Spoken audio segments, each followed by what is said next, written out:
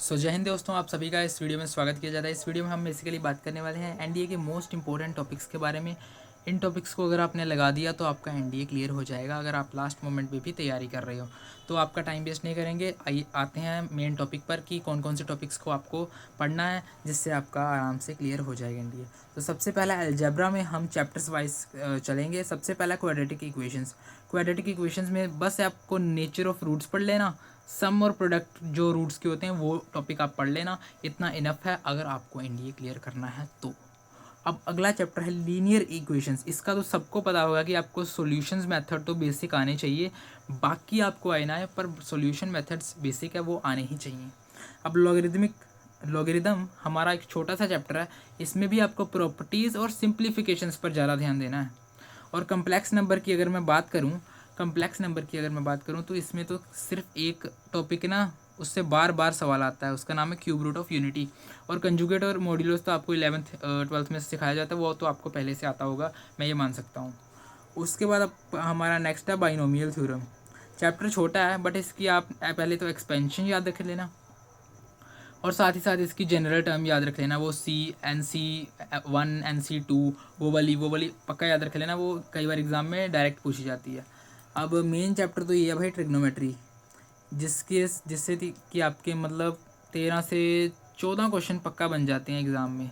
13 से 14 क्वेश्चन इस चैप्टर से आते हैं, तो इस चैप्टर को मत छोड़िएगा। मैं ये नहीं कहता कि बस इसी चैप्टर को करके जाइएगा। आप देखिए, ये ना एक हिसाब से ना लालच होता है बच्चे को कि 13 से 14 क्वेश्चन दे देने, बट ये क्वेश्चन ऐसे होते हैं, लेंदी होते हैं, थोड़े ट्रिकी से क्वेश्चन होते नहीं हैं। मतलब मैं ये नहीं कहता ये छोड़ जाओ चैप्टर, करो, पर जो जैसे वो छोटे छोटे चैप्टर ना, ये लोगरिदम कॉम्प्लेक्स हो गया, इन चैप्टर से ना आप मार्क्स खींचने की ट्राई करो। कई बच्चे इनको छोड़ के चले जाते हैं, बट मैं मानता हूँ भले ही लोगरिदम से सिर्फ 2 ही सवाल आते हैं, पर वो स्कोरिंग चैप्टर है, 2 इतने आसान आते हैं कि कोई भी बंदा कर सकता है। यहीं पर बंदा गलती करता है। ट्रिग्नो करो बट छोटे चैप्टर्स को भी साथ लेकर चलो। आपको इंपॉर्टेंट टॉपिक्स मैंने बता दिए, तो बस उनको स्टडी कर लेना। ट्रिग्नोमेट्री में बात करें तो trigonometric identities, transformation, height distance का फॉर्मूला, एंगल, एलिवेशन, डिप्रेशन और inverse trigonometric function, basic properties उसकी कर लेना। भाई जो मैं आपको ये बता रहा हूँ ना, इसका स्क्रीनशॉट ले लो जल्दी जल्दी, या फिर लिख लो, ले लो स्क्रीनशॉट, ले लिया। अब उसके बाद इसका ले लो, ठीक है। अब नेक्स्ट पे आ जाते हैं जी। अब कैलकुलस वाला पार्ट हमारा बहुत अच्छा पार्ट है जी, जिसमें लिमिट्स एंड कंटिन्यूटी में एल हॉस्पिटल रूल कर जाना। सारे क्वेश्चन मैं कहता हूँ 90% क्वेश्चन एल हॉस्पिटल रूल से आ जाएंगे। और स्टैंडर्ड लिमिट्स कुछ आप वो लर्न कर लेना। उसके बाद डिफरेंशिएशन में आपको बेसिक डेरिवेटिव करना आना चाहिए। Application, tangents, normal.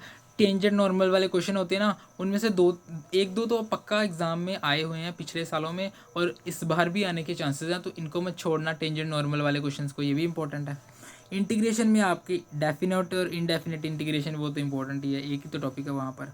और एप्लीकेशन ऑफ डेरिवेटिव में मैक्सिमा मिनिमा का कॉन्सेप्ट, ये ज़रूर कर लेना, ये वेरी इंपॉर्टेंट है, बहुत इंपॉर्टेंट है, क्योंकि ये कंसेप्ट है ना जो फंक्शन चैप्टर में भी है, और यही जो कंसेप्ट है वो हमारे एप्लीकेशन ऑफ डेरिवेटिव चैप्टर में भी है।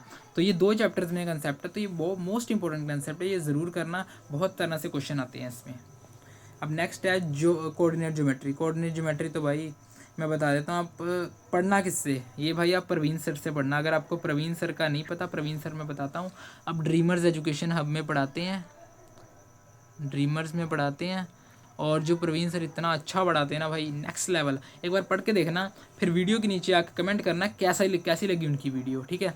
अब आपको बताते हैं कौन से इंपॉर्टेंट टॉपिक्स हैं। स्ट्रेट लाइंस में स्लोप, इक्वेशन फॉर्म्स, और सर्कल में इक्वेशन और टेंजेंट की प्रॉपर्टीज़ याद कर लेना बस। पैराबोला, एक्लिप्स, हाइपरबोला हो गया, ये चीज़ें इंपॉर्टेंट होती हैं किसमें, कोऑर्डिनेट ज्योमेट्री में आपकी। स्क्रीनशॉट ले लीजिए, अब ले लिया। अब नेक्स्ट है मैट्रिसेस एंड डिटर्मिनेंट्स चैप्टर में टाइप्स याद कर लेना, जैसे सिमेट्रिक, स्क्यू सिमेट्रिक होती है ना वो। और उसके बाद डिटर्मिनेंट आपको आना चाहिए। क्रेमर्स रूल कर लेना, एक और रूल होता है वो भी कर सकते हो आप, पर मेरे ख्याल से ये आसान होता, तो ये आपको प्रेफर करूँगा मैं, ये करना। और inverse of a matrix, adjoint, ये 2 टॉपिक भी कर लेना। ये इंपॉर्टेंट टॉपिक्स है जो आपके मैट्रिसेस में पूछे जाते हैं, हर साल पूछे जाते हैं, इस बार साल भी चांसेस हैं कि पूछे जाएँ।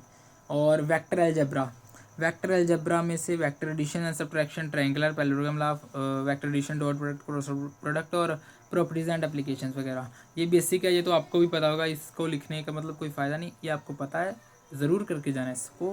प्रोबेबिलिटी और स्टैटिक्स, भाई इतना ज़्यादा वेटेज, मैं हैरान हो जाता हूँ यार, ये चैप्टर्स इतना ज़्यादा वेटेज है कि भाई इन चैप्टर्स को मत छोड़ना।